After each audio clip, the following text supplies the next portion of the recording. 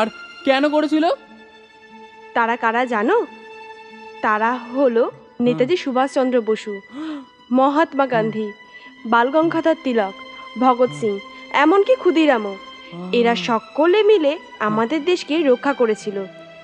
আর এই ক্ষুদিরামও তোমার মতোই একজন ছিল, যে ব্রিটিশদের সঙ্গে লড়াই করেছিল বলে ইংরেজরা তাকে বেআইনিভাবে ফাঁসি দেয়। দিদিমণি, তাহলে তো ইংরেজরা খুব খারাপ লোক। হুম।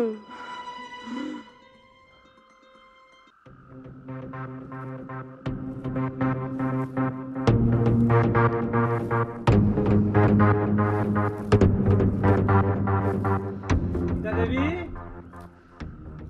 গীতা দেবী, আরে ও গীতা দেবী, আরে দাঁড়ান না। সামান্য কটা টাকার জন্য এত চিন্তা করছেন?